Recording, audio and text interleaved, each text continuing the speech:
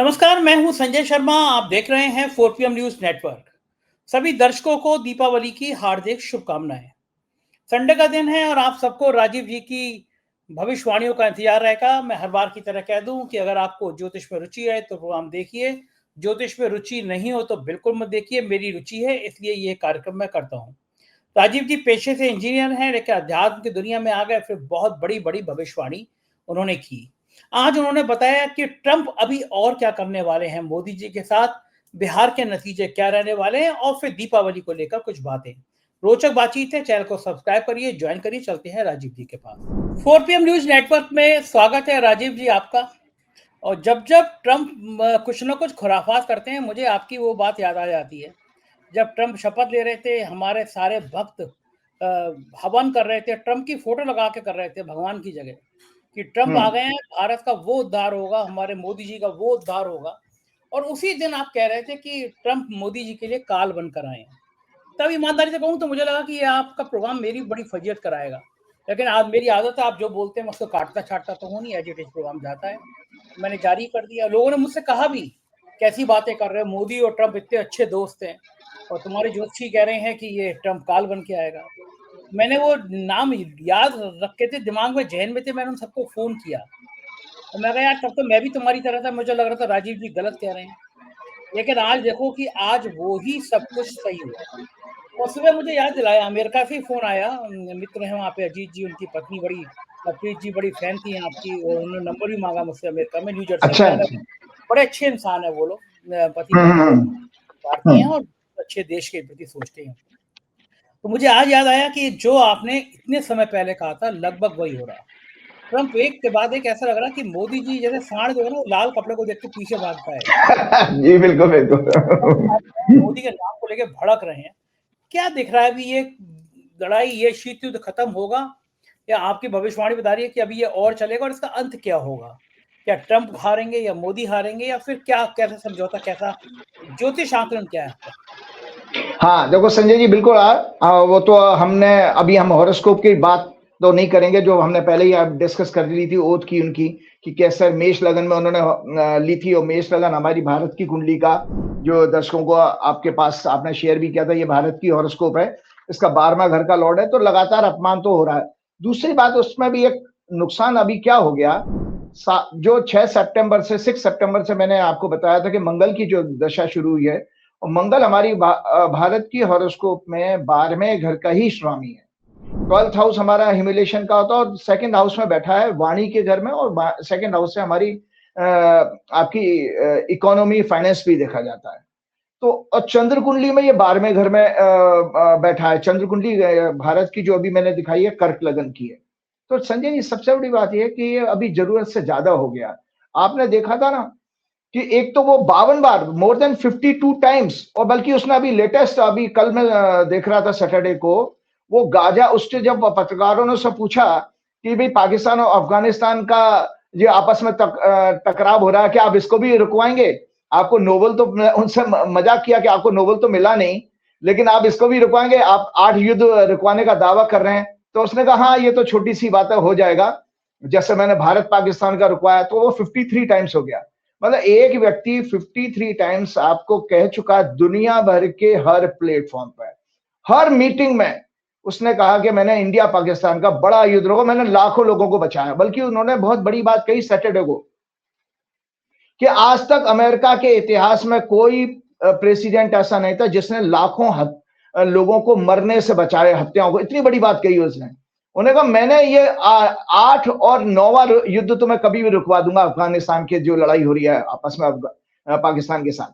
तो वो बोले कि मैंने इतने लोगों को रुकवाया, कोई बात नहीं, मुझे नोबेल मिला नहीं मिला।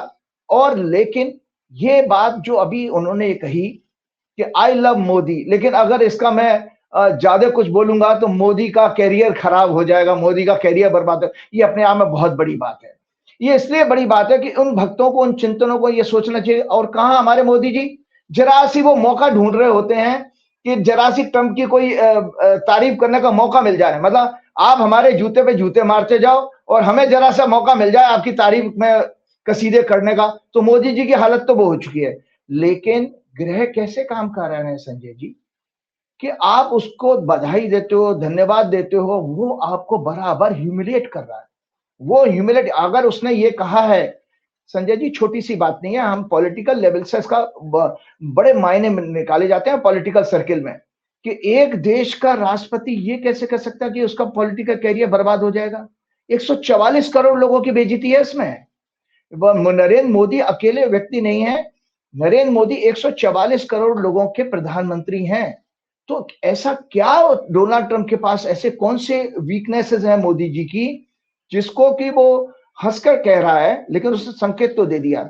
आपके हमारे मन में देखिए, अगर मैं कहूं संजय जी की जब चाहे मैं चाहे तो कैरियर बर्बाद कर सकता हूं, इसका मतलब जब तक ये बात कहने का अधिकारी नहीं, जब तक मेरे पास वो कुछ ऐसा मटेरियल ना हो जहां पर मैं आपके लिए बहुत मुश्किल खड़ी कर सकता हूं, तो उस तरह की बात है। तो दर्शकों को मैं फिर बताना चाहता हूं कि मैंने अपने 14 सितंबर 2025 के प्रोग्राम में बताया था कि 6 सितंबर 14 सितंबर का आपके यहाँ प्रोग्राम किया था, जब मैंने बताया 6 सितंबर 2025 से शुरू होने वाली मंगल की दशा पहले से ही कमजोर, ये राइट अप है, हम शेयर जरूर करिएगा।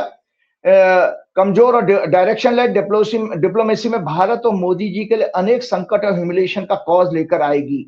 डोनाल्ड ट्रंप अब तक लगभग 52 टाइम्स कह चुके हैं मैंने इंडिया पाकिस्तान का सीज फायर कराया, और रिसेंटली उन्होंने ये तक कहा था कि मैंने जो सीज फायर कराया था संजय की 100 से 200% उनको टैरिफ लगाने की धमकी दी थी। ये सब न्यूज़पेपर में आया, मैं अपनी मनगढ़ंत बात नहीं कह रहा हूं। मतलब आपका विदेश विभाग, विदेश मंत्रालय बेशक एक्सेप्ट करे ना करे, लेकिन वो बार बार कह रहा है कि 100 से 200% दोनों देशों पे मैंने पेनल्टी लगाने की धमकी दी थी। तो ये 200% तक टैरिफ लगाने की चेतावनी दी, उसके बाद परिणाम देशवासी देख ही चुके हैं। लेकिन मोदी जी एक कमजोर प्रधानमंत्री की तरह चुप रहे हैं और उसका नाम लेकर एक बार भी खंडन नहीं किया ट्रंप ने। और ट्रंप की जो अभी आप बात कर रहे थे ना कब तक चलेगा, तो मैं आपको बता देता हूं। ट्रंप को नोबेल पीस, ट्रंप की जो दशा अभी चल रही है वो उसके अनुसार डोनाल्ड ट्रंप जो है और ज्यादा अभी क्या नाम है एग्रेसिव हो जाएंगे अपने अपोनेंट्स के खिलाफ अटैक करने में। क्यों? क्योंकि उनके थर्ड हाउस में गोचर में मंगल है इस समय, और जो नवंबर के महीने में वो चौथे घर में आ जाएगा। सो ट्रंप तो जो है इस समय किसी भी तरह से रुकने वाले नहीं है किसी की भी बेइज्जती करने में। और खासतौर से इजराइल और गाजा का सीज फायर कराने के बाद तो उनको प्रशंसा मिली है, उससे तो ज्यादा वो एग्रेसिव हो गए। क्योंकि कभी चंद्रमा, मैं आपको बताता हूं दर्शकों, जब भी किसी का चंद्रमा किसी की कुंडली में संजय जी नीच का हो तो वो ना तो सफलता को डाइजेस्ट कर पाता है और ना जो विफलता को डाइजेस्ट कर पाता है। सक्सेस मिला तो भी पागल हो जाएगा क्योंकि उसके मून के अंदर वीकनेस है। तो वही डोनाल्ड ट्रंप के साथ हो रहा है। डोनाल्ड ट्रंप का मूल स्वभाव ही उसी तरह का है। यहां देश में सोवरेनिटी की बात कर रहे हैं, स्वाभिमान, और मोदी जी हमारे यहाँ क्या है, स्वाभिमान की बात करते हैं, स्वदेशी कॉल देकर देशवासियों को गुमराह कर रहे हैं। ट्रंप एक तरफ मोदी जी को ग्रेट फ्रेंड कह के और देशवासी साथ में ये भी कहते हैं कि मैं ऐसा कुछ भी नहीं कहूंगा जो कि उनके पॉलिटिकल कैरियर के लिए घातक हो जाए, लेकिन देश को ह्यूमिलिएट बराबर कर रहे हैं। Once again during a media interaction at the White House on Thursday, Trump asserted that India would stop its oil trade with Russia, an assurance he said his great friend PM Modi gave him. उसके बाद विदेश मंत्रालय ने खंडन जरूर किया, लेकिन विदेश मंत्रालय ने यह कहा, ये मैं देखो दर्शकों आपको पॉलिटिकल बातें नहीं कर रहा हूं, चूंकि मैं 12वें घर के मंगल की महादशा से बात शुरू कर रहा हूं, तो है तो ज्योतिष का ही सब्जेक्ट। तो संजय जी उसमें आपका विदेश विभाग, क्योंकि 12वां घर जो है हमारा विदेश क्या नाम है फॉरेन का होता है, और 9th हाउस पर दृष्टि है, तो 9th हाउस डिप्लोमेसी का होता है। इसी मंगल की भारत की कुंडली में मंगल की 9वें घर पर दृष्टि है, तो सुप्रीम कोर्ट में भी वो वायलेंस घटना घटी थी। और मैंने आपके पिछले प्रोग्राम में ही कहा था कि डिप्लोमेसी के, आपके पिछले ही प्रोग्राम में कहा था कि डिप्लोमेसी के लिए भी खतरनाक समय है इस मंगल की दशा में। साथ में आपके जो है सुप्रीम कोर्ट और कॉन्स्टिट्यूशन वाले जगह पर भी गड़बड़ी होगी। तो ये सब चीजें उन्होंने कहा, लेकिन विदेश मंत्रालय इससे स्टेटमेंट का खंडन करने के बजाय ये कह रहा कि उन दोनों के बीच कोई बातचीत है, हमारा कोई लेना देना है, हमें नहीं पता। दूसरी तरफ अक्टूबर में ही रशिया के प्रेसिडेंट पुतिन ने भी कहा इंडिया रशिया से ऑयल परचेज करना बंद नहीं कर सकता, उसे कई बिलियंस डॉलर का लॉस होगा। तो कैसी कंफ्यूजन वाली डिप्लोमेसी है कि रशिया का पुतिन कहता है कि भारत तेल खरीदना बंद नहीं करेगा, बिलियन ऑफ डॉलर का नुकसान होगा, और डोनाल्ड ट्रंप कह रहे हैं कि मेरे ग्रेट फ्रेंड मोदी ने मुझसे कहा है, एश्योरेंस दिया है कि मैं इंडिया से। तो आप देखिए कैसी आपकी डिप्लोमेसी एक फुटबॉल की तरह बन गई सुपर पावर के बीच में, कि एक कभी किक कर रहा है तो आप दूसरी तरफ चले जाते हो, दूसरा किक कर रहा है, जो ये सब हो रहा है। इसलिए राहुल गांधी ने ट्रंप के स्टेटमेंट के बाद तुरंत ये ट्वीट किया था कि मोदी ट्रंप से बहुत डरते हैं और हमारी विदेश नीति बेसिकली डोनाल्ड ट्रंप ही डिसाइड कर रहा है किस तरफ हमको जाना है, किसके साथ जाना है। आप चाइना देखिए, मोदी जी एससीओ समिट में गए, क्या मिला है हमको बताइए, हम दर्शक वाले अपने आप देखें। और एक बहुत अच्छी बात आप ज्योतिष के हिसाब से बताने जा रहा हूं, 3 नवंबर को 3 नवंबर को संजय जी मंगल अस्त होने जा रहा है। और बहुत लंबे, आप याद कीजिए, ज्योतिष के हिसाब से बता देता हूं, अगर आपका लग्नेश अस्त हो, अस्त होता है वीकनेस, जैसे किसी पावर के आगे कंबस्ट हो जाना। आप टेक्निकली दर्शकों को मैं एक्सप्लेन करता हूं, जब भी कोई ग्रह सूर्य के नजदीक जाता है तो उसकी आभा, उसकी पावर खत्म हो जाती है। सूर्य मतलब अग्नि का कारक है, तो आप जैसे किसी आग के पास जाए तो आप कमजोर पड़ जाएंगे, घबरा जाएंगे। तो सेम केस होता है कि जब मंगल सूर्य के नजदीक जा रहा है, पहुंच रहा है, तो 3 नवंबर को अस्त हो जाएगा। तो हम लोग जब प्लेनेटरी प्रेडिक्शन के हिसाब से बताते हैं कि अगर लग्नेश अस्त हो, चंद्रमा अस्त हो, तो अमावस्या के दिन चंद्रमा अस्त होता है। चंद्रमा और सूर्य पास पास होते हैं तभी अमावस्या होती है, और चंद्रमा और सूर्य आमने सामने होंगे तो पूर्णमासी होती है, 180 डिग्री अपोजिट होंगे, तिथि के हिसाब से बता रहा हूं। तो संजय जी, जब लग्नेश कंबस्टन में जाता है, इसका मतलब आप जीवन में कमजोर पड़ोगे, उस दौरान आप डिफेंसिव हो जाओगे, सरेंडर करोगे। तो और ये मंगल 18 अप्रैल 2026 तक दर्शकों अस्त रहेगा। 3 नवंबर 2025 से 18 अप्रैल 2026 तक भारत की महादशा का स्वामी, भारत की हॉरोस्कोप का महादशा लॉर्ड मंगल अस्त होने जा रहा है। इसका अर्थ क्या होगा वो मैं आपको बताता हूं कि महादशा का स्वामी लग्नेश के समान हमारे कंप्लीट व्यक्तित्व को रिप्रेजेंट करता है। ये महादशा जो है बेसिकली हमारे वर्तमान समय को सिग्निफाई करती है। तो हमारा समय कमजोर समय आ रहा है, कब तक? अप्रैल 2026 तक। हम सर उठा करके बात नहीं कर पाएंगे।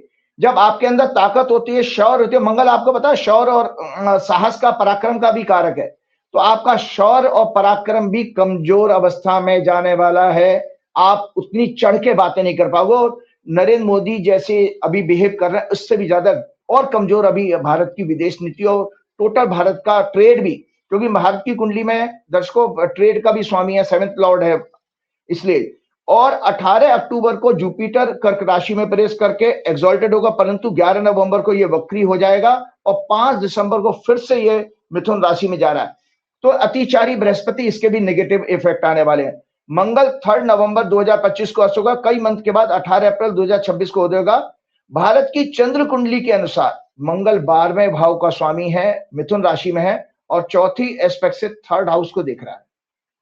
तो संजय जी, आपके लिए चेतावनी है। आपके अगर जहां आप रहते हो सोसाइटी में कोई भी व्यक्ति हो, अपने से जोड़ ले, वही देश की स्थिति है। आप जिस सोसाइटी में रहते हो उसके आसपास अगर क्रिमिनल्स रहने लगे या मारकाट मचने लगे, शांत आप भी नहीं रह पाओगे। तो ये जो 3 नवंबर से मंगल की स्थिति बन रही है, और भारत की कुंडली में जो दशा है, 6 सितंबर के बाद ही आप देख लीजिएगा कि जो अफगानिस्तान में और जो पाकिस्तान में जो चल रहा है, उन्होंने 3 क्रिकेटर की हत्या कर दी। और आप देखिए, अफगानिस्तान ने तो क्रिकेट मैच पाकिस्तान के साथ वो टूर्नामेंट ही ना खेलने का मना किया। हमारे भारत में तो पैसा सब कुछ है। अमित शाह, मोदी को कोई देशभक्ति से मतलब नहीं है, पैसे से मतलब है। हमारे यहाँ एशिया कप नहीं रोका गया, अफगानिस्तान ने मना कर दिया पाकिस्तान के साथ खेलने के लिए। लेकिन हम भारतीय वैसे तो बहुत बड़े साहसी विद्वान बनते हैं, हम भारतीय साहस कर पाए क्या? आप एशिया कप खेले ना, वहां पर अफगानिस्तान नहीं खेल रहा है, क्यों? उनके आदमियों को आपने मार रहे हो। तो इसीलिए ये 3rd जो अभी जो मंगल की स्थिति है, ये भारत के पड़ोसी देशों में हिंसक घटनाएं बढ़ेंगी, वायलेंस बढ़ेगा। और आपकी जानकारी के लिए दर्शकों बता देता हूं, अभी 2 दिन पहले इस नई जो इंटरिम सरकार है बांग्लादेश में, उसके खिलाफ भी प्रदर्शन शुरू हो गए हैं। अभी आप सोशल मीडिया में देख लीजिएगा, प्रोटेस्ट शुरू हो गए हैं कि जो उन्होंने कुछ गाइडलाइंस दी सरकार ने, उसको वहां की जनता ने फिर से विरोध करना शुरू किया। तो ये लगातार 7 वर्षों में भारत का पड़ोसी देशों का संबंध, पड़ोसी देशों में आग लगी रहेगी।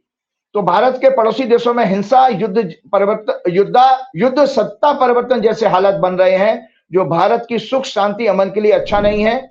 इसी मंगल की छठवीं दृष्टि बॉर्डर डिस्प्यूट, छठवां घर से बॉर्डर डिस्प्यूट आते हैं, वायलेंस, और 7th ट्रेड वार पर 7th हाउस हमारा ट्रेड का होता है, तो मतलब हमारी जो टैरिफ वार है ट्रेड का भी लिए भी अच्छा समय नहीं है। और 12वें घर से आपका एक्सपोर्ट देखा जाता है, पड़ रही है। अतः भारत के पड़ोसी देशों से सीमा विवाद बढ़ेंगे और एक युद्ध जैसे हालात फिर से हमारे देश के लिए भी तैयार हो रहे हैं। आप देखिए, पाकिस्तान आरोप लगा रहा है कि अफगानिस्तान का मंत्री हमारे यहाँ होके गए। हमारे यहाँ तो हमारी गोदी मीडिया ने भी उसका बड़ा प्रशंसा की, दो देवबंद तक चले गए। आप पाकिस्तान के दुश्मन को, पाकिस्तान से संबंध नहीं हम सुधारेंगे, लेकिन पाकिस्तान के दुश्मन को हम जहां अपने यहाँ बुला करके बात कर रहे हो, भारत कंसर्न भी दिखा रहा है। मतलब भारत की प्रतिक्रिया आई है कि अफगानिस्तान में निर्दोष लोगों को पाकिस्तान मार रहा है। अरे भाई, वो जो झगड़ा है वो आप तक पहुंचने वाला है। सो भारत की गृह दशा ऐसी बता रही है कि हम फिर से किसी वॉर में और मिलिट्री कॉन्फ्लिक्ट में फंसने वाले हैं। और 7 महीने, ये क्या नाम है, लगभग 6 महीने का पीरियड, अप्रैल 2026 तक का पीरियड भारत के लिए अच्छा नहीं है। मंगल की दशा शुरू होने के बाद से ही पाकिस्तान अफगानिस्तान मिलिट्री कॉन्फ्लिक्ट और बांग्लादेश में फिर से प्रोटेस्ट शुरू हुआ है, जो आगे आने वाले टाइम में बढ़ेगा। ये तो हुई आपकी अमेरिका और भारत के रिश्तों की बात। इस मंगल ग्रह से मोदी जी का कैरियर कैसा रहेगा? मगर ये मंगल ग्रह मोदी जी के कैरियर में सुख लाएगा, परेशानी लाएगा? क्या सीन बनेगा? और ताकतवर होंगे, बिहार चुनाव जीतेंगे, डंका बजेगा, या क्या सीन है मंगल का? उनकी राशि पे भी कोई असर पड़ने वाला है? सरकार के ऊपर कोई देखो, असर?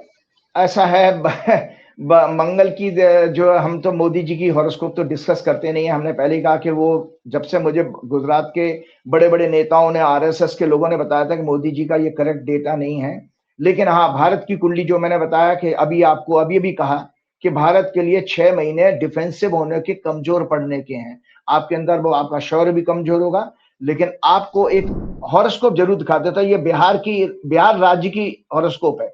जल्दी से डिस्कस करता हूं बिहार का फॉर्मूला, इससे हमको एक संकेत मिल जाता है। देखिए, एस्ट्रोलॉजी के प्रेडिक्शन करने में जितना डेटा एक्यूरेट होगा संजय जी, उतनी बढ़िया प्रेडिक्शन सक्सेसफुल होगी। अभी तक चुनाव की भविष्यवाणी करने में मुश्किलें ये आती हैं कि कैंडिडेट की हॉरोस्कोप है नहीं ना, हमारे पास जेडीयू कब बना, जेडीयू कब बना, आरजेडी कब बनी, इनकी नहीं है। लेकिन बिहार की हॉरोस्कोप जो मैंने दर्शकों अभी बताया, बिहार जो फॉर्म हुआ था 22 मार्च 1912 को हुआ था, 1912 को, बिहार प्रोविंस के नाम से। और ये वृश्चिक लग्न की कुंडली है। और इस समय इनके ट्रांजिट में संजय जी, राहु, ये ट्रांजिट है जो वर्तमान, जब आपका चुनाव का परिणाम आएगा उस दिन का ये ट्रांजिट है बिहार का। तो ट्रांजिट में संजय जी मून केतु चौथे घर में है, सॉरी, राहु चौथे घर में है, मून केतु 10वें घर में है। मंगल जो है उस समय आपका लग्न में आ जाएगा और चौथे घर को प्रभावित करेगा, मतलब ट्रांजिट के राहु को प्रभावित करेगा। अष्टमेश बुध उस समय लग्न में होंगे और 10वें घर का स्वामी सूर्य 12वें घर में होगा। तो ये जो हॉरोस्कोप है संजय जी, ये इंडिकेट कर रही है कि बिहार में जो वर्तमान सत्ता है, रही है, अब तो नहीं है, वो रिपीट नहीं होने वाली है। ये बिहार की कुंडली दर्शकों मैंने बताई है कि बिहार में सत्ता में दोबारा ये कॉम्बिनेशन नहीं आएगा जो पिछली बार सत्ता में था। Change of government in the state, मैंने प्रेडिक्शन लिखी भी है और शेयर भी करना, ये मैं डिटेल आपके पास जाएगी। Change of government in the state, hung state result, कई गठबंधन टूटेंगे। इसमें गठबंधन के लिए भी अच्छा समय नहीं है, दोनों तरफ कई गठबंधन टूटेंगे। सहयोगी दलों का बहुत कमजोर प्रदर्शन होगा। प्रदेश की जनता पुअर गवर्नेंस, वोट चोरी और संविधान को कमजोर करने वाले जैसे इश्यू को महत्व देकर वर्तमान सरकार को बदलने के लिए मतदान करेगी। लेकिन एक चीज फिर भी आपको चेतावनी के रूप में बता जाता हूं कि राज्यपाल की भूमिका और इलेक्शन कमीशन के जो संवैधानिक पद हैं वो संदिग्ध रहेगी। इसके बाद आगे बढ़ता हूं संजय जी। एक चीज मैंने आपके प्रोग्राम में कहा था, प्रोग्राम की डेट मुझे याद है 6 जुलाई, हॉरोस्कोप मैंने डिस्कस की थी आरएसएस की। एक विषय होता है, हम ज्योतिषी, देखिए मेरा काम देखो, मेरा तो बल्कि अच्छा संबंध है आरएसएस के साथ में। आरएसएस के बहुत सारे बड़े सीनियर लोगों को मैं जानता हूं। लेकिन संजय जी, ये घटना अपने आप में बहुत चेतावनी और उस ज्योतिष की एक्यूरेसी को बताने वाली है। मैंने अपने 6 जुलाई 2025 के प्रोग्राम में आरएसएस की बर्थ हॉरोस्कोप को डिस्कस करते हुए कहा था कि इनकी हॉरोस्कोप में शनि और शुक्र 12वें भाव में, जो कि भोग विलासता को सिग्निफाई करता है, में स्थित है। शुक्र भोग विलासता 7th लॉर्ड, 7वें घर से भोग विलासता भी देखी जाती है, और भोग का घर 12वां घर भी होता है। महिलाओं सेक्स का सिग्निफिकेटर होता है शुक्र। शनि के साथ योग अनैतिक, अननेचुरल सेक्स, लग्जरी का भोग का कार्यों का संकेत देता है। इनकी जब शनि शुक्र की दशा 14 सितंबर 1986 को 1986 को शुरू हुई और 14 नवंबर 1989 तक रही, उसी पीरियड में इनकी सत्ता पाने की लालसा प्रबल हुई। राम मंदिर का निर्माण इनके एजेंडा में कभी नहीं था, इन्होंने इसे 1989 में ही ग्रैब किया था। इसके बाद लगातार इनकी दशाएं ऐसी रही जिससे इनकी महत्वाकांक्षा और प्रबल होती गई।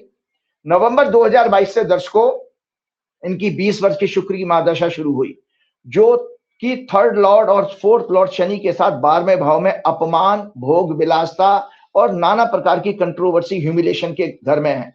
मैंने इस प्रोग्राम में कहा था कि इनका भोग विलास, पैसा, सांसारिक सुखों की लालसा इस काल में चरम सीमा पर होगी, मतलब 20 साल की शुक्र की दशा में, जिसका विस्तार विदेशों तक में होगा। इस काल में इनके ऊपर मनी लॉन्ड्रिंग, ब्लैक मनी का उपयोग, donations, females exploitation, sex scandal, sex abuse, corruption के चार्जेस लगेंगे।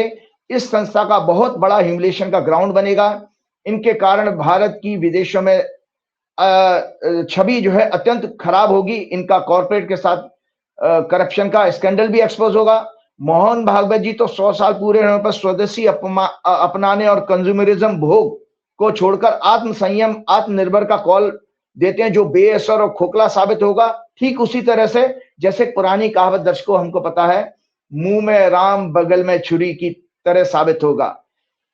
इनके और भाजपा के हॉरोस्कोप में महात्मा गांधी के स्वदेशी अपनाने जैसा नैतिक बल नहीं है, बहुत कमजोर है, क्योंकि 3rd और 9th की एक्सिस जब किसी की पीढ़ी होती है तो उसके अंदर नैतिक बल कमजोर होता है। और नैतिक बल दर्शकों वो होता है जिससे कि हम किसी चीज को, अपने अंदर की बुराई को बदलने की ताकत रखते हैं, वो नैतिक बल होने के बाद ही होगा। अभी हाल ही में जो मैं इस बात को आज मैंने आरएसएस के हॉरोस्कोप इसलिए क्योंकि अभी हाल ही में हमने अक्टूबर में एक कंट्रोवर्सी देखी, बहुत बड़ी कंट्रोवर्सी, सांकेतिक थी लेकिन एक बहुत बड़ी चेतावनी के रूप में ऐसे समय पर आई जबकि आरएसएस उस समय अपने स्थापना के 100 वर्ष पूरा कर रहा था, और ये घटना आना, उसको गोदी मीडिया ने दबा दिया, ज्यादा उसको बढ़ने नहीं दिया, लेकिन अपने आप में बहुत चैलेंजिंग थी। हाल ही में अक्टूबर 2025 में केरल में एक 26 साल के old software 26 year old software engineer Anandu अजी ने 9 दिसंबर 2025 को जो सुसाइड किया था, और मरने से पहले उसने आरएसएस के मेंबर्स पर सेक्स एब्यूज यानी यौन शोषण के गंभीर आरोप लगाए। उसने अपने इंस्टाग्राम पर 15 पेज के पोस्ट में आरएसएस मेंबर द्वारा repeated sexual abuse, physical assault का बचपन से, चाइल्डहुड से टॉर्चर देने का आरोप लगाया था। उसने लिखा था कि उसके फादर ने उसे बचपन से आरएसएस से जोड़ा था, जहां वो शाखाओं में और कैंपों में जैसे आईटीसी इनिशियल ट्रेनिंग कैंप और ओटीसी ऑफिसर्स ट्रेनिंग कैंप्स में जाता था। ही रोट, उसने लिखा है, आरएसएस कैंपों में ही face repeated sexual abuse and physical violence by several unidentified RSS members. He also wrote, I am not the only victim. Sexual abuse is rampant in these camps. उसने कहा कि RSS से जुड़े लोगों से कभी दोस्ती ना करें, भले ही वे आपके परिवार के हों। उसने अपनी मौत का कारण प्रेम, कर्ज या कोई अन्य सामान्य वजह नहीं बताई, बल्कि इस संगठन से जुड़े टॉर्चर को बताया। याद होगा कि सिमिलर प्लेनेटरी कॉम्बिनेशन भाजपा, ये बीजेपी की हॉरोस्कोप है, बीजेपी के हॉरोस्कोप में भी देख लीजिएगा दर्शकों। शुक्र 12वें घर में बैठा है, शनि बहुत पीड़ित है, और तीसरे घर से वो 10वीं दृष्टि से इसी क्या नाम है, शुक्र को पीड़ित कर रहा है। तो याद रखिएगा, जब भी किसी की कुंडली में शनि और शुक्र का कॉम्बिनेशन आएगा तो उसके अंदर अनैतिक यौन शोषण और या महिलाओं के साथ दुर्व्यवहार का ये जरूर क्या नाम है, उसके साथ कंट्रोवर्सी जुड़ेंगी। याद, सिमिलर प्लेनेटरी कॉम्बिनेशन बीजेपी के हॉरोस्कोप में भी है। शुक्र 12वें भाव में और पाप ग्रहों से पीड़ित शनि की 10वीं दृष्टि से पीड़ित है, इसलिए इनके नेताओं के महिलाओं के उत्पीड़न, समर्थन करने वाले संतों महात्माओं के सेक्स स्कैंडल, कभी इनके नेता हाईवे पर किसी फीमेल्स के साथ मिलते हैं, और कभी पार्टी के ऑफिसेज में भी इस तरह के समाचार आते रहते हैं। इसी शनि और शुक्र के अनैतिक सेक्स एब्यूज क्राइम्स के योग के कारण। तो याद रहे, तो इसीलिए ये भी मेरी भविष्यवाणी जो सच हुई, जो मुझे शेयर करना जरूरी था आपके साथ में। सही बात, ठीक है, क्योंकि ये बड़ा सेंसिटिव विषय था। अच्छा, एक विषय और बड़ा आता है कि 2 दीपावली, ये टीवी चैनल जब से आए, मुहूर्त निकाली है, दीपावली 2 हैं, ये मुहूर्त है। हम लोग तो कभी भी दीपावली मना लेते थे, शाम को दिया जला रही है, वही दीपावली हो गई, अब समय है। तो ये 2 दीपावली का मतलब क्या है कि वो मुहूर्त का मतलब क्या होता है? हाँ, बहुत अच्छा आपने कहा था। देखिए, मुहूर्त का मतलब होता है कि याद रखिएगा, किसी भी उत्सव, उत्सव कहते हैं जो उत्साह से जुड़ा उत्सव आया। उत्सव जो वर्ड आया है वो आपके उत्साह से आया, आपका अंदर का उत्साह, सेलिब्रेट करने का मूड जो होता है। तो वो दीपावली भी उसी तरह का त्योहार है, और सारे हमारे हिंदू त्योहार हैं। हाँ, ये जरूर है कि दर्शकों को अक्सर कंट्रोवर्सी इसलिए होती है संजय जी, कि हमारे यहाँ चंद्रमा मन का उत्साह का कारक है। मन की जो प्रफुल्लता है वो चंद्रमा से देखी जाती है। तो चंद्र तिथि अलग होती है, और सूरज की तिथि तो एक दिन में सूरज जो है 1 डिग्री चलता पूरे 24 घंटे में। तो चंद्रमा बीच बीच में अगर कहीं खत्म होगा तो तिथि बदल जाएगी, इसीलिए डबल कंट्रोवर्सी का आता है। तो काल को सबसे पहले मैं समझा देता हूं। तो किसी भी उत्सव के लिए, आपके भक्ति के लिए, उत्सव के लिए, या कोई भी कार्य, उसके लिए 4 सहायक बताए गए हैं सबसे बड़े। वो सहायक कौन से हैं? उत्साह, आपके अंदर एंथुजियाज्म होना चाहिए। शास्त्र, स्क्रिप्चर क्या है, किस ग्रंथ से आप बातें कर रहे हैं उसकी, चाहे दीपावली का त्योहार हो, चाहे नवरात्रि हो, या शिवरात्रि हो, या कृष्ण जन्माष्टमी हो। और तीसरा है गुरु, एक आचार्य जरूर होना चाहिए, सच्चा आचार्य, जो सिर्फ और सिर्फ ज्ञान की और शास्त्रों की बात करे। और चौथा है काल। तो ये जो काल शब्द आता है, काल मतलब यानी समय, तो वही मुहूर्त माना गया है। तो काल ही भाग्य का जनक है, इसी से भाग्य फल प्राप्त होता है। काल पर मनुष्य का नियंत्रण बिल्कुल नहीं है। मुहूर्त या काल वो क्षण है जो विभिन्न ग्रहों के गोचर से उत्पन्न होता है। ये दो घटी कहते हैं 48 मिनट को। एक घटी मतलब 24 मिनट की एक घटी होती है, तो 48 मिनट का मुहूर्त होता है, 48 मिनट का। और इसमें विभिन्न ग्रहों के और नक्षत्रों की कार्य को सफल बनाने वाली ऊर्जा इंक्लूसिव होती है। इसके अंग होते हैं आयन, मतलब सूर्य दक्षिणायन है या उत्तरायण है, मास कौन सा महीना है, नक्षत्र किस नक्षत्र में है, तिथि कौन सी है, योग कौन सा है, लग्न क्या है उस दिन, इत्यादि। मतलब हम ये देखते हैं ना, दीपावली का पूजन किस समय करें, तो अक्सर ज्योतिषी या पंडित लोग बताते हैं भाई स्थिर लगन में करना चाहिए। स्थिर लगन होते हैं दर्शकों 2, 5, 8, 11। वृषभ राशि, सिंह राशि, वृश्चिक राशि और कुंभ राशि, ये स्थिर लग्न होते हैं। तो इसका लॉजिक ये दिया गया कि स्थिर लग्न में पूजा करेंगे तो पैसा बचेगा, धन संपदा बचेगी, आपकी अचल संपत्ति बचेगी, मतलब बर्बादी नहीं होगी, कम से कम बढ़े ना, कम से कम बची रहे। तो इसलिए स्थिर लग्न में लक्ष्मी पूजन करने का विधान माना गया है। तो ये है कि तो और लग्न उस समय टॉरस लगन दिया जाएगा। तो मैं अभी आपको बताता हूं, सूर्य चंद्रमा के गोचर के आधार पर आधार मुहूर्त वैदिक ज्योतिष का वह सब्जेक्ट है जो मनुष्य को प्रकृति के साथ, काल के साथ और उसके जन्म के समय निश्चित भाग्य डेस्टिनी के साथ सामंजस्य मतलब हार्मोनी में बैठाकर उसको कोई भी कार्य या एक्शन परफॉर्म करने का सॉल्यूशन देता है। इसे ही फ्री विल कहा गया है, और इसी को दैवीय कृपा कह सकते हैं, इसी को डिवाइन ब्लेसिंग है। इससे हम अपने दुखों को दूर कर सकते हैं, अपना कल्याण कर सकते हैं। तो संजय जी, शास्त्रों में, जो हमारे हिंदू शास्त्रों में कहा गया कि उदय तिथि मतलब जिस समय सूरज उदय होता है संजय जी, उस समय जो तिथि मिलती है उस तिथि में हमें कोई कार्य करना चाहिए। तो जो 20 तारीख को उदय तिथि चतुर्दशी है, मतलब 14वीं है, 14th डे है। और उसके दोपहर में जाकर के आपका जो है 20 तारीख को दोपहर में उसका समय बदलेगा जाकर के 3:45 से अमावस्या शुरू होगी। 3:45 PM से अमावस्या शुरू होगी। तो टेक्निकली जो शास्त्र कहता है कि सूरज के समय, सूर्योदय होने के समय जो समय मिलेगा, तिथि मिलेगी, वो तिथि मान्य होगी। तो उस दिन संजय जी 20 तारीख को अमावस्या बीच में से शुरू होती है, दोपहर के बाद।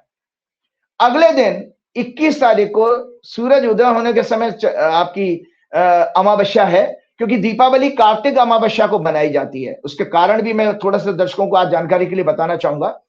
तो संजय जी 21 तारीख को सूर्यास्त जो है के बाद भी अमावस्या रह रही है 10-12 मिनट।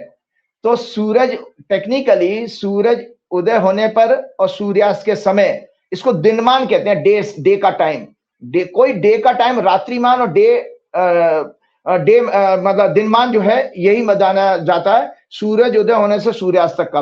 उस पीरियड में 21 तारीख को ही है अमावस्या, दोनों दिन, दोनों मतलब सुबह सनसेट पर भी सनराइज पर भी, जबकि 20 तारीख को नहीं है। अब मैं आता हूं आपके, तो इसीलिए मैं सब लोगों को बताता हूं कि आप शास्त्र के ऊपर जाइए, 21 तारीख का सर्वोत्तम दिन है, क्योंकि आपको अमावस्या जो है, और वैसे भी एक और शास्त्र के अनुसार ये कहा गया है कि कम से कम उस दिन तिथि को मान्यता देनी चाहिए जहां पर कम से कम 3 पहर वो रहे। तो उस दिन 3 पहर आपके 20 तारीख को नहीं है अमावस्या, तो ये एक गड़बड़ी है। और इसी तरह आपका जो क्या नाम है, त्रयोदशी है, जब हमारा प्रोग्राम शुरू हो रहा है, तो आज ये हमारी जो धनतेरस है वो लगभग 1 के कुछ मिनट तक हमारी रहेगी धनतेरस, 1:52 तक रहेगी। तो अगर हम 19 तारीख को धनतेरस मनाएंगे, ऑटोमेटिकली हमारी 21 तारीख को धनतेरस का मतलब 13वीं तिथि। तो संजय जी, सबसे पहले दीपावली का मायने हमें थोड़ा सा, मैं दर्शकों को बताना चाहता हूँ, थोड़ा सा बोलने का मौका कि बड़े डिप्रेशन के केसेस आ रहे हैं, वो आईपीएस ने सुसाइड कर लिया, फिर वो उसकी जांच कर रहा था जो एसआई, उसने भी सुसाइड कर लिया। तो ये सब चीजें, नकारात्मक चीजें बहुत हो रही हैं। तो अपना प्रोग्राम में इस दीपावली के छोटे से राइटअप के साथ ही मैं आज रोकना चाहूंगा, क्योंकि मैं भी बाहर आया हूं। तो दीपोत्सव मनाने की पौराणिक कहानी क्या है? देखिए, दीपोत्सव ये मनाई क्यों गई थी दीपावली, कि जब भी कोई आपके जीवन में, हम हमेशा ही करते हैं संजय जी, जब अच्छा कोई कार्य होता है, आप जब कोई नया ऑफिस खोलिए या नया गाड़ी खरीदिए, कोई दीपक जलाते हैं, तो प्रकाश जो है बेसिकली परमात्मा का स्वरूप है, तो ये अंदर की खुशी को रिप्रेजेंट करता है। तो इस दिन यानी कार्तिक मास की अमावस्या को, ये राइटअप है पूरा, जरूर दर्शकों के बीच में जाना चाहिए। इस दिन दीप जलाना अंधकार पर प्रकाश और अज्ञान पर ज्ञान रूपी प्रकाश की विजय का प्रतीक है। मतलब दीपक जलाना, रोशनी करना, अंधकार पर प्रकाश और अज्ञान पर ज्ञान रूपी प्रकाश की विजय का प्रतीक है। तो पहला कैसा हुआ था, इसी दिन कार्तिक मास की अमावस्या को भगवान श्री राम रावण का वध करके 14 वर्षों का वनवास पूरा करके अयोध्या लौटे थे। इसीलिए प्रजा ने दीप जलाकर भगवान का स्वागत किया और उत्सव मनाया। समुद्र मंथन के दौरान, इसी दिन समुद्र मंथन के दौरान इसी दिन मां लक्ष्मी समुद्र से उत्पन्न हुई, और इसी दिन धन और समृद्धि के लिए आशीर्वाद प्राप्त करने के लिए मां लक्ष्मी, बुद्धि के देवता गणेश जी और ज्ञान का आशीर्वाद देने वाली मां सरस्वती की पूजा की जाती है। कार्तिक मास की चतुर्दशी को भगवान कृष्ण ने नरकासुर, मतलब जो आपके एक दिन पहले दीपावली का, भगवान कृष्ण ने नरकासुर का वध करके 16,000 कन्याओं को मुक्त कराया था, और इसलिए तब विजय उत्सव के रूप में प्रजा ने दीप जलाए थे।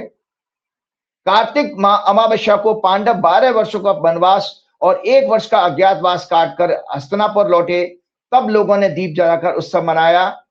और भगवान महावीर ने भी इसी दिन संजय जी निर्वाण प्राप्त किया था, मोक्ष प्राप्त किया था। तो जैन धर्म में भी इस चीज को महत्व दिया जाता है, और सिख धर्म में भी इस दिन को बहुत महत्वपूर्ण माना जाता है, क्योंकि सिखों के 6वें गुरु हरगोविंद सिंह जी को मुगलों की कैसे जहांगीर ने उस दिन उनको जेल से मुक्त किया था। इसके बाद उन्होंने कार्तिक अमावस्या को अमृतसर गुरुद्वारे जाकर पहुंचकर दीप जलाए, और कई राज्यों में व्यापारियों के लिए नया फाइनेंशियल ईयर शुरू होता है। दीपावली भारतीय संस्कृति के अनुसार सामाजिक एकता और सांस्कृतिक उत्सव का भी प्रतीक है। लोग इस दिन रंगोली सजाते हैं, दीप जलाकर आतिशबाजी और पारंपरिक भोजन के साथ उत्सव को मनाते हैं। संजय जी, थोड़ी सी आज मैं करना चाह रहा था कि मैं जरा सा दर्शकों को, बहुत सारे दर्शकों को ये पता नहीं है, हर आदमी इतना सक्षम नहीं होता कि आचार्यों को, पंडितों को बुला के पूजा पाठ कर पाए, लेकिन मेरा एक छोटा सा प्रयास है। इसके साथ ही मैं अपना प्रोग्राम समाप्त करना चाहूंगा आज, कि मैं थोड़ा सा विधि विधान बता देता हूं जो आप लोग अपने घर में बैठ कर कर सकते हो। मेरा राइटअप सामने रख करके आप इस चीज को कर सकते हैं प्रोग्राम के जरिए। सर्वप्रथम श्री गणेश जी की पूजा, अथर्वशीर्ष अगर आपको आता है, जो वेदों का गणेश जी का स्तुति है, संकट नाशक गणेश स्तोत्र का पाठ करें, या ओम गम गणपते नमः मंत्र का जाप करें। उसके पश्चात मां सरस्वती जी की पूजा। सरस्वती जी की पूजा व्यापारी लोग बही खाता और अकाउंट्स बुक के लिए करते हैं, और बिना ज्ञान के पैसा आपके पास रुकने वाला नहीं होगा, इसलिए सरस्वती जी की पूजा अवश्य करनी चाहिए। तो सरस्वती स्तोत्र का पाठ या ओम वीणा पुस्तक धारण ने श्री सरस्वती नमः मंत्र से करें। सोने का या चांदी का या अन्य धातु का कोई भी, अगर आपके पास सोना नहीं है, चांदी नहीं है, कोई धातु का एक सिक्का है, साधारण सिक्का भी, की पंचोपचार से पूजा करें। पंचोपचार होता है गंध, पुष्प, धूप, दीप और नैवेद्य, मिठाई, रोली, चावल, इनसे आप पूजा करें। और ये कुबेर के लिए की जाती है। जो द्रव्य होता है, करेंसी की पूजा, वो कुबेर का प्रतीक है, मतलब अचल संपत्ति, फिक्स असेट के लिए। तो उस दिन ओम कुबेराय नमः मंत्र का जाप करते हुए पूजन करें। कुबेर भगवान की पूजा इस प्रार्थना को बोलते हुए कर सकते हैं। धनदाय नमस्तुभ्यम निधि पद्मादि पाय च भगवान तत्प्रसादेन धन धान्यादि संपदा। लेखनी, कलम की पूजा करनी चाहिए। संजय जी, आप भी अपने ऑफिस में कराइए, मौली बांधकर पूजन करें। ओम लेखनी स्थाय दैव्य नमः। इसके पश्चात महालक्ष्मी जी का पूजन, पुरुष सूक्त जो भगवान की वैदिक स्तुति है और श्री सूक्त जो लक्ष्मी जी की वैदिक स्तुति है, उसका पाठ करते हुए प्रसन्न करें। और अष्ट लक्ष्मियों का पूजन इस प्रकार करें, अक्षर छोड़ते हुए मां लक्ष्मी जी के सामने ओम आद्य लक्ष्मी नमः, ओम विद्या लक्ष्मी नमः, ओम सौभाग्य लक्ष्मी नमः, ओम अमृत लक्ष्मी नमः, ओम काम लक्ष्मी नमः, ओम सत्य लक्ष्मी नमः, ओम भोग लक्ष्मी नमः, ओम योग लक्ष्मी नमः। इसके अतिरिक्त अगर आप पढ़ सकते हैं, नहीं तो आप वीडियो भी सुन सकते हैं, ऑडियो सुन सकते हैं। कनक धारा स्तोत्र जो शंकराचार्य जी ने स्तुति गाई थी लक्ष्मी जी की, वो अति उत्तम है। और इंद्र द्वारा महालक्ष्मी जी की जो प्रार्थना, महालक्ष्मी अष्टकम जो का पाठ जो है, वो जो श्रीमद् भागवत में दिया है, वो बहुत सुंदर पाठ है। इसके साथ भगवान विष्णु को प्रसन्न करने के लिए ओम नमो भगवते वासुदेवाय मंत्र का जाप करें। नारायण कवच, विष्णु सहस्त्रनाम का और गीता का 12वें अध्याय का पाठ भी कर सकते हैं। हनुमान चालीसा का पाठ अति उत्तम है इस दिन, क्योंकि कुछ मान्यताओं के अनुसार हनुमान जी का चतुर्दशी के दिन कार्तिक मास की जन्म हुआ था। इसके पश्चात किसी एक पात्र में, कोई थाली में आप विषम संख्या में दीपक लिए जाते हैं। 11 लें, 21 लें, या अन्य विषम संख्या में 31 और 51 और 101 में दीपकों को सरसों के तेल में जलाएं। इसी महालक्ष्मी जी के और गणेश जी के सामने मेन दीपक घी का, और बाकी ये छोटे दीपक जो 11, 21 और विषम संख्या में है, सरसों के तेल के साथ जलाने चाहिए, मिट्टी के दीपक। गणेश जी, महालक्ष्मी जी और अन्य देवी देवताओं के सामने रखकर ओम दीपावल्लय नमः मंत्र से खील, बतासे, रोली, पुष्प, मिठाई, धूप से पूजन करें। इन प्रकाश रूपी दीपों की इस तरह प्रार्थना करें। त्वम ज्योतिस्तम रविश्चंद्रो विद्युग्निश्च तारका सर्वेषां ज्योतिषां ज्योतिर्दीपावल्लय नमो नमः।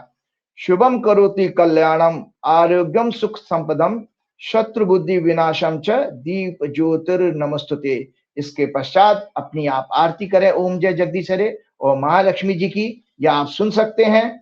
और क्षमा प्रार्थना जरूर करें पूजा करने के बाद। हो सकता है हम विद्वान ना हो, हाँ हो सकता है हमारे पास सामग्री ना हो उतनी कि हमारे पास जैसे पैसे वाले लोग करते हैं, तो हम क्षमा प्रार्थना करके आपको उतना ही पुण्य प्राप्त होगा। आवाहनम न जानामि विसर्जनम पूजाम चैव न जानामि क्षमस्व परमेश्वरी। मंत्रहीनम क्रियाहीनम भक्तिहीनम सुरेश्वरी यत् पूजितम मैया देवी परिपूर्णम तदस्तु मे। त्वमेव माता च पिता त्वमेव बंधुश्च सखा त्वमेव विद्या द्रविणम त्वमेव सर्वम मम देव देव। पापोऽहं पाप कर्माहं पापात्मा पाप संभव त्राहि माम परमेशानी सर्व पाप हरा भव। इसके साथ ही संजय जी एक प्रार्थना जरूर करिएगा, क्योंकि दीपावली का हमको मतलब ही नहीं पता है। दीपावली का मतलब ये था, एक वेद का जो वाक्य है, जल्दी से इस राइटअप को जरूर शेयर कीजिएगा। दीपावली का मतलब है संजय जी, जब तक आपके अंदर, हमारे अंदर सत्य का और ज्ञान का, नैतिकता का दीपक ना जले, तब तक दीपावली नहीं है। आप जितना मर्जी कर्मकांड करके और पैसा खर्च करके दीपावली बना लीजिए, अंदर से दीपावली नहीं है तो उस दीपावली का कोई मायने नहीं है। संदेश दीपावली का यही है। दीपावली का सच्चा अर्थ तभी है जब हम सभी के हृदय में सत्य ज्ञान रूपी प्रकाश के दीपक जलें, आत्मिक प्रकाश हो, मतलब आत्मा का प्रकाश हो। तो कब होगा? जब आप fake news, fake falsehood, fake narrative, propaganda, मिथ्या भाषण, मिथ्याचार, एक्सेट्रा ही मनुष्य के सबसे बड़े पाप हैं। अज्ञानता, बिना फैक्ट्स चेक किए फेक नैरेटिव को एक्सेप्ट कर लेना, उसको स्प्रेड करना, सोशल मीडिया हो या अन्य प्लेटफॉर्म हो, और विश्व में जितने भी क्राइम होते हैं वो इसी के कारण होते हैं। तो इसलिए प्रत्येक भारतीय ये जान ले, समझ ले कि हम कितने ही अनुष्ठान और गणेश लक्ष्मी आदि का पूजन कर लें, परंतु हमारे जीवन में stable financial prosperity, good health, peace, education, knowledge और अन्य सक्सेस तब तक नहीं आ सकती जब तक हमने जीवन में मिथ्या भाषण, मिथ्याचार मतलब मिथ्या का आचरण करना, मिथ्याकारी, मिथ्यामानी media, political leaders, social media groups who are spreading fake news, fake narrative and promoting falsehood, false propaganda, लोगों का और सिस्टम का बहिष्कार नहीं करते। हमें अपनी इस वैदिक प्रार्थना को प्रतिदिन सीरियसली करना चाहिए। दीपावली के दिन इस वैदिक प्रार्थना को इन राक्षसी प्रवृत्ति के लोगों से अपना और अपने परिवार को सर्वनाश से बचाने के लिए। वो कौन सी प्रार्थना है? यह है ओम अस्तो मा सद्गमय, तमसो मा ज्योतिर्गमय, मृत्योर्माम अमृतम गमय। ये वृद्धारण्यक उपनिषद का मंत्र है। ओम शांति शांति शांति। हे ईश्वर, इसमें बड़ी सिंपल सी प्रार्थना है, बस उसके बाद प्रोग्राम समाप्त करेंगे। इसमें ऋषि प्रार्थना करता है और भक्त भी करता है। हे ईश्वर, मुझे अज्ञान रूपी, मिथ्या रूपी, फाल्सुड और भौतिक संसार के भ्रम, इल्यूजन से निकाल कर सत्य, यथार्थ और आध्यात्मिक सत्य की ओर ले जाओ। मृत्यु से अमरता की ओर ले जाओ। इसमें आत्म जागरूकता और परम सत्य की खोज का प्रतीक है। ये प्रार्थना मनुष्य को अज्ञान के अंधकार से निकालकर सत्य और ज्ञान के प्रकाश की ओर ले जाने की और साथ ही उसको प्राप्त करते ही आत्मा की शाश्वत प्रकृति और को प्राप्त करने की प्रेरणा देती है। इस प्रार्थना में ईश्वर से ये मार्गदर्शन मांगा गया है कि हमारा जीवन सार्थक और उच्च उद्देश्य वाला हो। लीड, इंग्लिश में है, lead me from falsehood to truth, lead me from ignorance to enlightenment, lead me from mortality to immortality, death। यहाँ पर here is a plea to move from illusion, falsehood and ignorance to the ultimate truth or reality। Truth means not only to facts finding but to the eternal truth of the soul, Atman, and ultimate reality Brahm।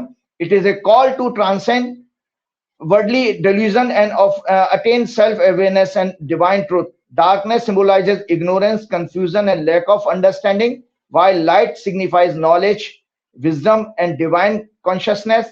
The devotee seeks the guidance to overcome the darkness of ignorance and move forward the illumination of spiritual wisdom and clarity। इसी को सच्ची दीपावली कहा गया है। इसके साथ मैं फिर हनुमान जी से प्रार्थना करते हुए, श्री गुरु चरण सरोज रज निजमन मुकुर सुधार, वर्ण रघुवर बिमल जसु जो दायकु फलचार, बुद्धिहीन तनु जान के सुमिरो पवन कुमार, बल बुद्धि विद्या देव मऊ हरऊ कलेश विकार। सभी भक्तों को बहुत बहुत शुभकामनाएं दीपावली की। परमात्मा इसी तरह से जो मैंने बातें कही हैं, आप लोग जागरूक रहिए और जागरूक नागरिक बनिए। यही सच्ची दीपावली का मतलब है। धन्यवाद। सुना आपने राजीव जी की भविष्यवाणियां, मुझे लगता है हर बार की तरह आपको पसंद आई होंगी। आपकी राय का इंतजार रहेगा। शुक्रिया, थैंक यू।